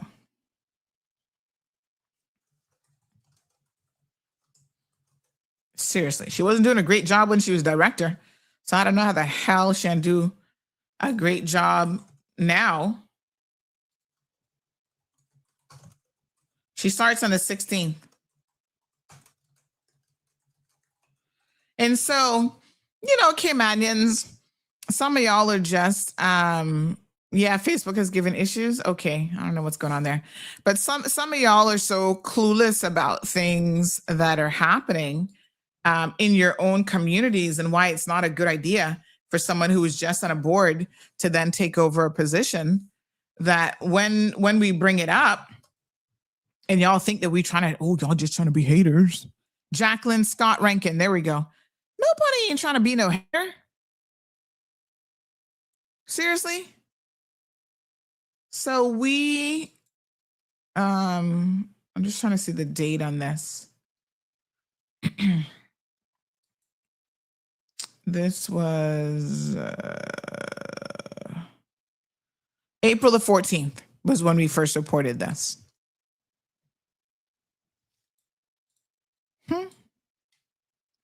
Y'all don't see it. And like I said, she has a very unusual relationship with the guy who's head of finance. So one of them are both trying to vie for this position of what do you call it now? A port director. No, sir. Y'all need to do better. My goodness. But anyway, we're going to keep highlighting it, whether y'all like it or not. Because when the ish starts to go down the drain yet again, with, you know, the port has already had to fire people, wasting money, not making money, all this kind of stuff. When it starts happening again, I do not want you guys coming forward talking about, well, you know, we don't know how we got here. Really? We don't? Are y'all sure about that? Because I'm pretty sure we do know how we got here. This is what leads to ineffective management. This is what leads to, you know, oh yeah, money starts to go missing and these things, you know, all this behavior and this and that. And well, we don't understand. How is that possible? It's possible because nobody is watching. The hen house. And so y'all let the fox go in the hen house and he up in there ripping everything apart, eating everybody and doing as he so feels. And y'all don't, oh no, we never saw this coming. Oh my God, how, when? Because some of y'all just blinded because, oh, we just like her. Out of business of who you like from who you don't like. This is about we the people, our money, our agencies, abuse of the system, nepotism, hiring friends over who's qualified. All of these things. Those things should matter.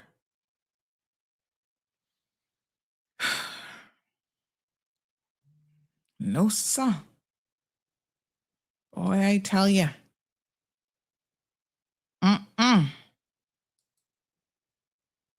Disgusting. Well, we can put it back up again. And I don't care who like it. If you don't like it, good for you, Jill. You'll be just fine. She should not be in this position. Even the guys that are working at the port, y'all think that they not got no sense. Even to them are like, what's going on here? Nobody wants her there, except the board, obviously. Ridiculous. When it starts to go to hell in a handbasket, y'all gonna be messaging me. I think Facebook might be down, folks. I think so. I was just wondering if it was me. Let me go check the outage map online and see what's going on. 13 minutes ago, Messenger and app not working in huge outage. So yes, Facebook down live as users report outage. Okay. Yeah, I was thinking it was just me, honey Jill.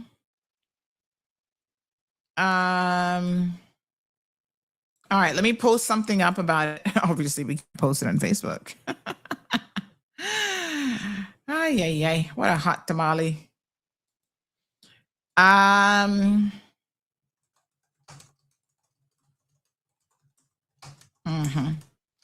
Okay. Yeah, I was trying to access it and I was like, is it just me? Or what's going on here? Okay, so we'll do a little notification for everyone. Let you guys know what's going on. The funny thing is, I still see 123 of you watching through Facebook, which means that of the 400 plus people who are watching, some of you are still on Facebook. So what that means, if you're watching on Facebook, don't touch anything. Because, sometimes that happens. You're like, oh, I'm fine, but let me check. No, don't move from where you are. Leave it. No, Irvelyn, it's not you. It's Facebook being down. So we were just saying that because some people look at Zeus stretching. Y'all see him over there? Stretching in the background. He is such a chill dog when he wants to be. IG2? No, I think IG is okay. Again, I see people watching on IG, so don't move. Freeze. I don't know. All right. But as they say, the show must continue. All right, Meta, get on it, honey child. Y'all better fix that because y'all don't know how much we rely on Facebook and Instagram and Meta things and whatever. Okay, so we're gonna post that it's down. I don't even know if we can post since it's down, but we'll try. And then let me just see here now. Oh, I feel like I need breakfast this morning. I'm feeling hungry. Some mornings more so than others. I'm just famished. Oh, and I saw some breadfruit being fried yesterday or roasted in the oven. We roast it first. So I think I might need some breadfruit and egg this morning. All right, let me just have a quick look here.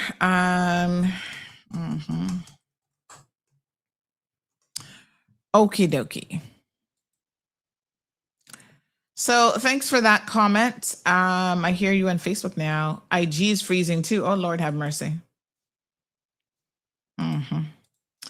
Just getting Facebook logo. Yes, it's down. Okay. All right, we're going to just post the notification now to let you guys know, just in case you're wondering. What else is going on, K-Man? Next week, we're going to talk about this housing situation. I was actually kind of waiting to discuss it, the bed sharing space and all this kind of stuff. I was waiting to discuss it when I had more information from planning. Somebody sent me another ad this morning as well, where basically it's a bed for $1,200 a month. Wow. Let's talk about it next week, though, because I'm waiting on someone from planning to get back to me with some information before we can really have a proper discourse on it. It's crazy. I mean, it's one thing to say that you're overcharging people and that sort of thing, but it's a whole other cup of tea, honey child, with no standards in place, no nothing. It's just like, what on earth? You're making people live in a crab hole and charge them $1,500 for the month. It's like, okay. And people out of desperation are taking up these spots as well. So just to be clear, folks, it's both Facebook and Instagram, because now Instagram is not loading as well. Kind of came up just now, so seem to be more intermittent with so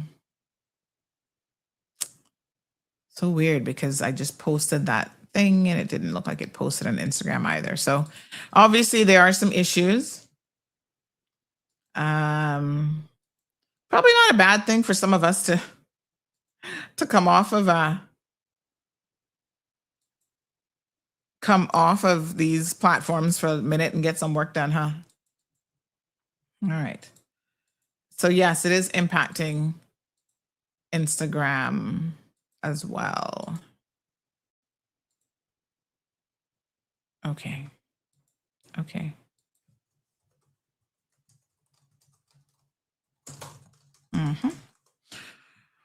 All righty. Let me see. KY Forever says, that's why I watch you on YouTube and pay for premium. You can't post anything.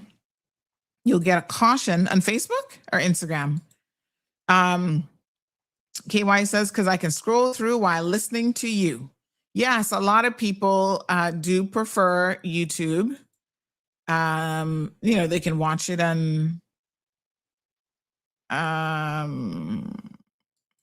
they can watch it on the TV and other devices. And so, yeah, what a hot mess. And I have noticed that over the years, especially the last couple of years, that quite frankly, we do get a lot more people who are watching us on YouTube on the live, but overall numbers, it's Facebook where people go back. So Facebook just dropped down to 11 people watching. So that's indicative of the issue that they're currently having.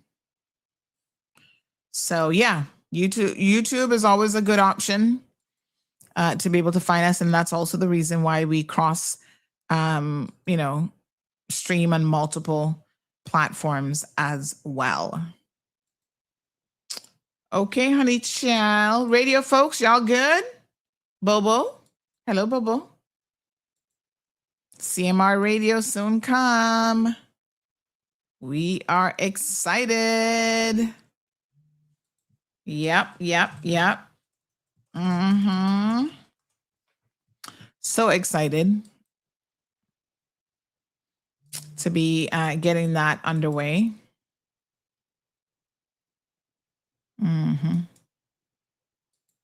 This is so funny, right? I was setting up my camera this morning.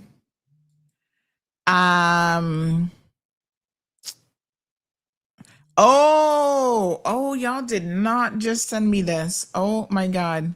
And I get this notification talking about, this new camera is here.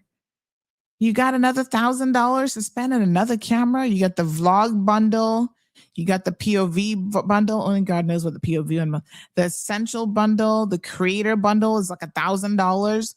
But I swear these people be spying on us, because just last night I was watching some of the reviews for this new camera on YouTube.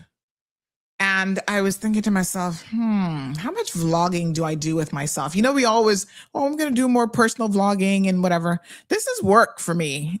You know what I'm saying? I be trying to keep my personal business to myself. But, content creators, you got to spend money, child. And they can come up with some new stuff to tempt you. I'm like, didn't I just buy a camera a couple months ago from you guys and you got another one out again? And then next year, you're going to drop another camera on me? No, sir. All right. Came out in, people. We're going into long holiday weekend. So I know for a lot of you, that means you're going to be out in the water. You're going to be drinking. You're going to be doing the most. We want to please ask you to be careful. The police have announced they're doing a road safety operation on the sister islands. By the way, I think today is the last day. What is today's date? Today's 11th or the 12th.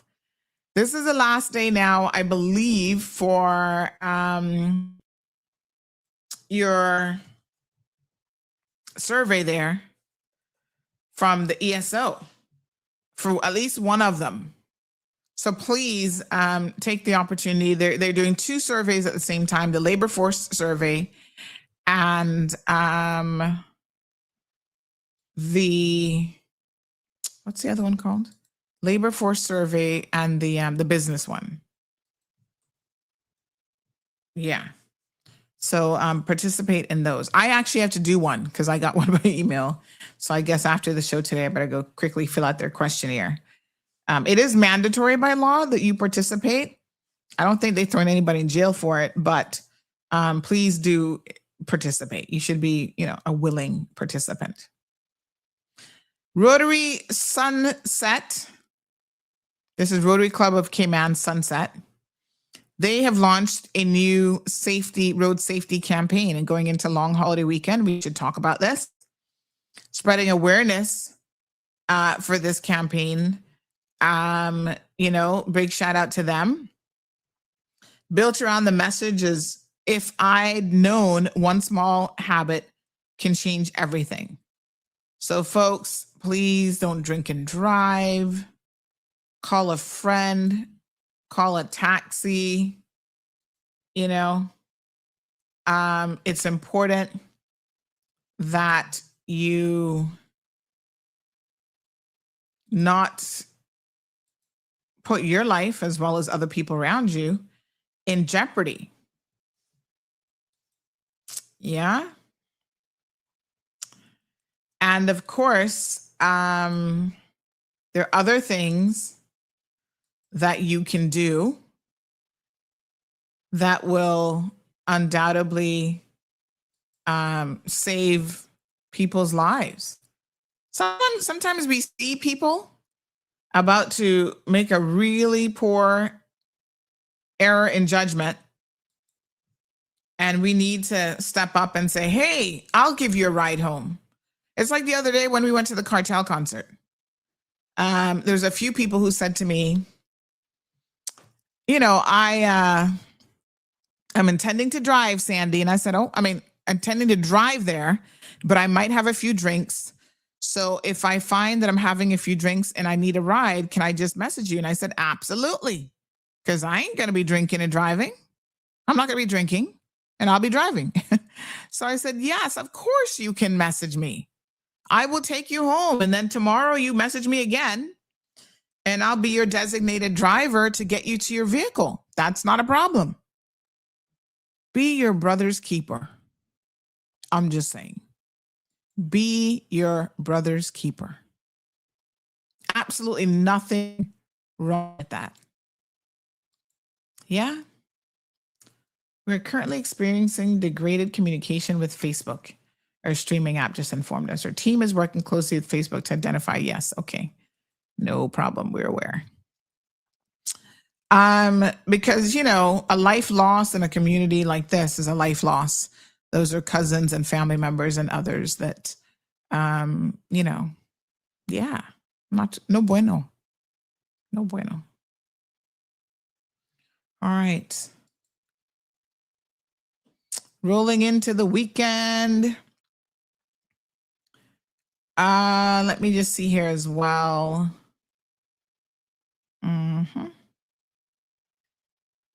They're like, let me just see here now. The Ministry of Health urges vaccinations as new whooping cough cases identified. Please, folks, I know some of you are on this anti-vaccine bandwagon. Vaccinations have saved millions of lives over the years. Stop the nonsense. Go get vaccinated. You got measles, whooping cough, polio, which was almost eradicated. All these things are starting to reemerge because of you anti-vaxxers. I don't care if you get in your feelings. Y'all been lucky and not 9/29 yet. In 1 minute, it's going to be. I don't care. Those of you who were up in your feelings during COVID, y'all, if you're still alive, good for you. Some of y'all were up in your feelings about it, big time anti-vaxxers, and now you're dead. How did that work out for you? Sure. Stupidity.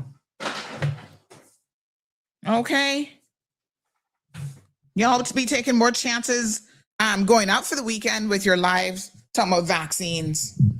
Maybe you should stop drinking all that alcohol that's actually poisoning you. How about that? I'm just saying. Whooping cough is the rise. We've had a couple cases here in Cayman, both in public and private schools. Get yourself some help. Make sure that you're vaccinated. And I'm so glad that Cayman, let me just see if I can lift my little thing here a little bit. Oh, no. I went the wrong way with that. I'm so glad that Cayman Health and Public Health takes a pretty strong position on this. Where you better be vaccinated. Or you're not coming here and getting in any of our schools. Cha. KY says, just give Sandy money for gas and she'll take you anywhere. Well, I'm not running a taxi service. Hello, not running a taxi service. However, if you're desperate and you need a ride, I got you. Yeah. I don't really like drunk people, like really, really drunk people in my car, because, oh God. Can I tell y'all a story? This is way back in my Maples days, right? One of my coworkers had gotten really drunk. And I think I know she was going through a lot in her life. So we don't judge sometimes. A lot of times we're here judging. But, she had a husband that, these so-called Rastas who don't want to work and they want a woman to take care of them and this and that. They just want to lounge around all day. One of them. And, lots of children trying to be a good mother. And she was struggling. So, of course, you turn to liquor or a spliff when you're stressed out, apparently. You don't turn to yoga and exercise. So I noticed sometimes, she would drink to excess. Let me tell you how bad it was. One time, I can show you the difference between Cayman and the States with certain things and how we think. So we took a little trip to Miami. And remember Hops back in the day? That restaurant, I don't think there's any of them left. But they used to have, like, in the middle of the restaurant, a big brewery, basically, where they brewed their own beer and different varieties of beer and stuff like that. I love to go there, not because the beer, because I don't drink, but I love to go there because they used to have a appetizer that was like a croissant, which they made in-house with a little drizzle thing on it. And it was, oh my God, mwah, mwah, mwah, so delicious. So good. So we went to Miami and I was like, oh, let's go to my favorite restaurant. This is the one. There used to be one down in Dadeland. That's close by US 1, right? Which US 1 runs, I think, all the way through Miami, but down on that side. And so I was like, let's stop in at Hops and then we can go across the street, go to the mall. We can go over to that little area close to the train station where they had like the Target and a few other things. So I'm like, okay, good shopping. So we get there and we're having lunch. He starts drinking and they bring out the pretty big jugs of beer. And she's like, don't. And I mean, at one point the waitress said she had like 4 in less than an hour. And the waitress said, I'm sorry, I can't give you any more to drink. I have to cut you off. She was like, what? I'm not driving. I don't even live here. I don't live in your country. She's driving. I'm not driving. And do you know that waitress said it doesn't matter? It doesn't matter that you're not drinking. We have a rule and you exceeded that rule and now we have to cut you off. Honey child, I was like, yes, sir. She was pulling out her Cayman passport to show them that, no, I don't drink. I'm not even from here. They didn't care. They're like, no, ma'am. That's our policy. Anyway, on another occasion, we were at, I think it was Grand Ole House. Maples had a party. And she, again, had a little bit too much to drink at the party. And so I remember thinking, oh, man, I can't make you go home to your kids like this because I know this can probably cause a fight between you and that no good husband of yours. And then the kids gonna have to hear it. You're gonna be drunk. And so I said, no. I said, look here. This was the days when I was still single, just me and my 2 dogs. So I said, here's what I want you to do. I want you to come home with me, drink, sleep some of this off. Good morning, sir.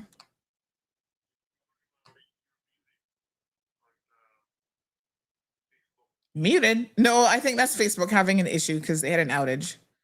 I'm definitely because I ain't honey chill. I can see my mic levels going up. No problem. All right, hon. He can't hear me. Tell him to refresh his thing. Anyway, everybody else can hear me, right? So I said, look here. Come with me. Go home. And let's have you sleep it off. And then, so I took her home, put her on the floor. She can't be getting in bed with me now, honey chill. I put her on the floor and I wanted to make sure she was positioned in a way that if she started to, have any kind of reflux or gag, whatever, I don't want you dying on my floor. My poor dogs were like, why is there somebody in her house on the floor? Like, what's going on here? But on the way home, I remember this so intensely. I had this is my first Mercedes that I owned. I had my little A-class Mercedes back in the day. I don't know what the number was. And it was a blue color. I loved that little car. I was driving through South Sound, going home, coming up to Newlands. And she kept having to, oh my God, pull over, because she wanted to keep spitting. And I don't know if this is what happens when you get drunk. I don't know. But she wanted to keep spitting. And then she also felt like she was going to throw up. And I think at one point she did throw up, thankfully outside the car. But I was like, no, sir, like every 2 seconds, I'm like pulling over so she can open the door. And I was like, oh my God. I'm like, what is so attractive about drinking? This is how y'all get? This is like crazy. Anyway, got her to my place safely. Took her phone, called the husband, said, listen, she's had a few drinks, one too many. She's going to spend the night with me, and then I'll bring her home in the morning when she's in a better condition. Hold down the fort with the kids, I guess. Take them a pizza or something. And she'll be back in the morning. Because, of course, he was also one of those jealous men. Not doing that with your life, but got the nerve to be jealous of your woman. Lord Jesus.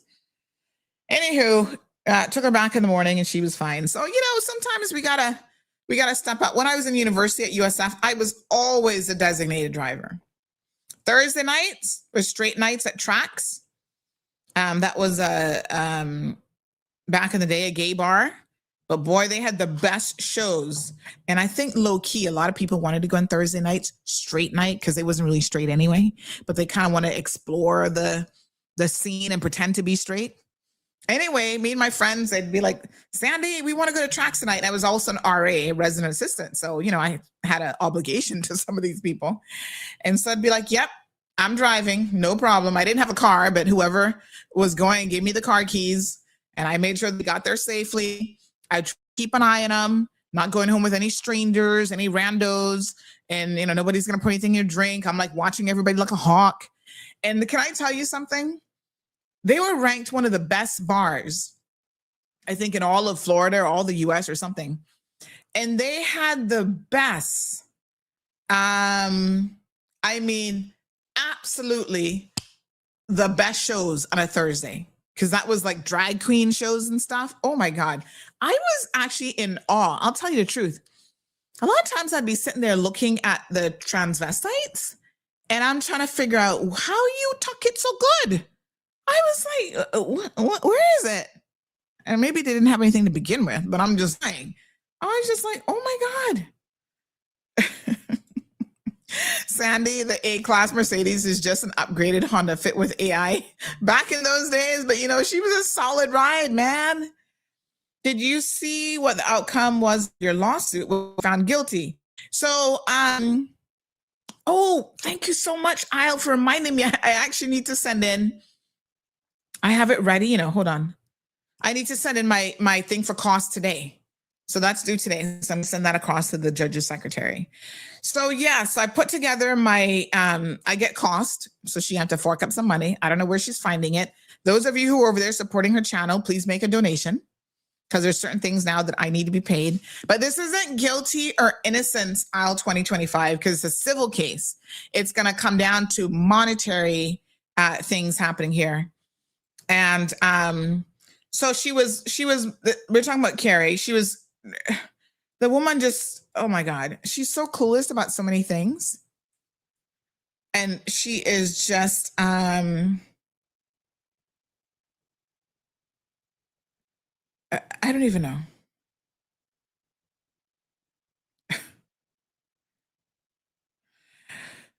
Lord have mercy. All right, so they just emailed, funny enough. The judge has now finalized his order and it will be passed to the civil registry for sealing and processing on the portal. Ms. Hill, you will need to ensure that proof of payment of the filing fee has been uploaded so that the order can be available to download. So I need to pay for that as well. I'm having to pay for all this. She better find money to pay me back. And then she's ranting again this morning about all kind of stuff, her LinkedIn account and this and that. One pile of bullshit, to be honest. It's like she is so fucking clueless. As someone who thinks that she knows so much shit, this woman is beyond clueless. You know what I'm saying? The what is it called again? The Dunning-Kruger effect, where someone thinks that they're so bright and they're actually not. Oh, so I don't know what she's ranting about this morning. I'm not even gonna. I saw it and I was gonna respond back, and I decided not to, and I'm glad I did, because the court has actually said, Ms. Whitaker, your comments below will be brought to the attention of the judge. However, please note it is not appropriate to email the judge's PA any further. In other words, shut the fuck up. We don't want to hear from you and your nonsense anymore. She had her opportunity to say what she had to say in court. And all she did was babbled about her fucking cats and cat sanctuary and how much she supposedly does for the community. She paying all your mortgages. Can't pay her own mortgage, mind you, but supposedly paying your mortgages, sending your kids to school, when in fact she's a straight up liar and thief. Oh, God. I can't even take it anymore. I don't know. The judge will decide how much I get. We're going to go to the next stage, which will be the trial. And the judge will, he'll decide whether I get $50 or $100,000. It don't make no difference, because, you know, her ability to pay it is she not got a job and hasn't had a job in years. You know, begging for cat food money. But it's not really about the money. It is, I mean, I'm going to get my judgment, but it is about the fact that you're not going to get away with lying and defaming someone's character. And you know, I can't repeat what she said, but if those of you know, she is an absolutely sick person. That's all I'm going to say on it. All right. So I'll update you guys as we go along. So the order now, I need to figure out how to pay for it. Let me just message the civil registry.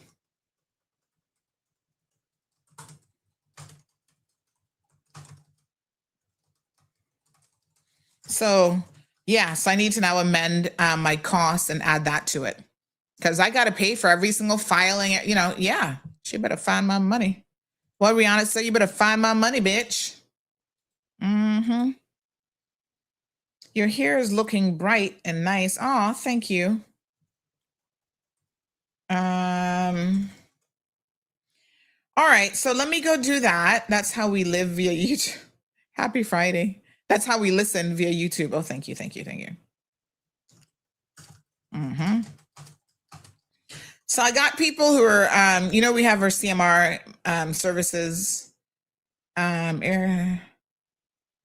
Okay. We have our CMR debt collection services, and I haven't really fully kicked it off yet. And so some people have been asking me to help them with stuff. And funny enough, I've got one of Carrie's victims who needs $1,300. So I got to try to pursue that on their behalf. But boy, what a hot mess. No sorry.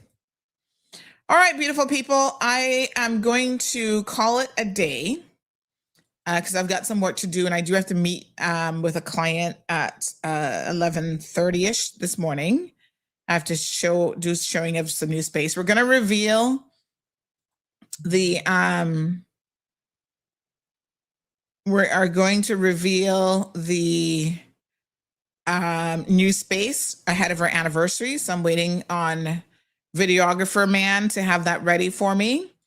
And actually, let me check with everything 345 because they were going to roll through as well to come and, see what we've been doing for our 9th anniversary. I'm so excited. I think you guys are going to love it. You're going to love what we have, what we've done. Yeah. All right, my beautiful people. Thank you so much for, of course, your amazing support. And thank you for tuning into the show this morning. Sorry about the little issues. I don't know what to say, but I think Facebook is kind of coming back online, so it'll be fine. And yeah, other than that, I think you guys are going to have an absolutely beautiful day, beautiful weekend. Be safe out here in these streets. And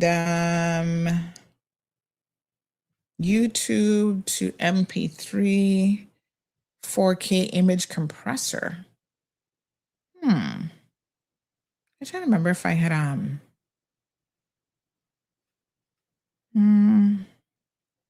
okay. So yeah, that's all I got for you. All right, good. Any pressing matters, WhatsApp me. You know how to reach me, honey chill. So do that. Video to MP3. Okay, slideshow maker. I'm having to re-download all of my little apps here. So I did plus already. Is this plus? Yes. Okay, not activated. Okay, I need to find my links. All right. So have a gorgeous day. Yes, thank you so much, everybody. Please be safe this weekend. Tune in at 6. Oh, don't go anywhere. Don't go yet. I forgot. Today is Auntie Sabrina's birthday. Woo-hoo! Sabrina Turner. It's her birthday today. Can somebody give me a big shout out for Auntie Sabrina? She is, I gotta do a little birthday greeting for her. Hold on. I'm gonna put up a little birthday picture. It is her birthday today. So happy birthday, girl. I want to say that we're actually very, very close in age. I think I might be a little bit older than her by like months, maybe. How old is Sabrina? Hold on. Not much though. Not much. I'll have to ask her, but she might just be a few months younger. You know how half the year I'm a little bit older than her, and then half the year we're probably the same age. So right now we're probably the same age until I turn 53 in August. So she's not that much younger, but happy birthday, girl. Hope that you have a fantastic day. So tune in. I might join her in her show depending on what I got going on with Gigi, but I might find some time for her Friday birthday celebration show because I know she'll be probably having a glass of wine for her birthday. So I'm going to go pick up a little present for her. People always say that we look alike, which I think is so funny. I mean, I don't think so, but in pictures, even the other day, I did these photos when I went to the CUC conference. They have this AI booth with the cameras, like so cool. I'm so impressed. And so they took some really nice pictures and I had them here in the desk, and Gigi came in and picked up the picture and she's like, Mom, you look like Miss Sabrina. And I was like, I do? She's like, yeah. And then even Marlon made a comment the other day as well that I look like Sabrina in those pictures. So it's so funny. Now, when she was minister, I actually used to have people who our Caucasian friends, no Caymanians, but our Caucasian friends would see me in person and would start talking to me as though I was the minister. And I was like, who are you confused with? And they're like, but Sabrina. And I'm like, I'm not Sabrina. Oh, honey child. What a mess. Anyway, big birthday shout out today to Sabrina, hoping that you have a fantastic birthday and a fantastic weekend. And yes, we're going to do a little birthday shout out for her as well. Oh my goodness. I love it. I absolutely love it. All right, Sabrina, honey child. She's part of the CMR crew. And of course, she's been doing an amazing job with Sabrina Speaks. So tune in for her birthday show this evening at 5 o'clock, 5 to 7. All right. That's all she wrote. You guys have a fantastic day, a fantastic weekend, and we'll see you back here on Tuesday morning. Okay. Please be safe and take care. Thank you for tuning in to another episode of The Cold Hard Truth on Bobo 89.1 FM. Cayman's #1 talk show is live weekdays from 7:30 a.m. Never miss an episode again. Watch anytime on CMR's Facebook and YouTube channels for the latest show episodes. Don't forget to follow us online on our social media channels and visit CaymanMarlRoad.com for all the latest news and community happenings.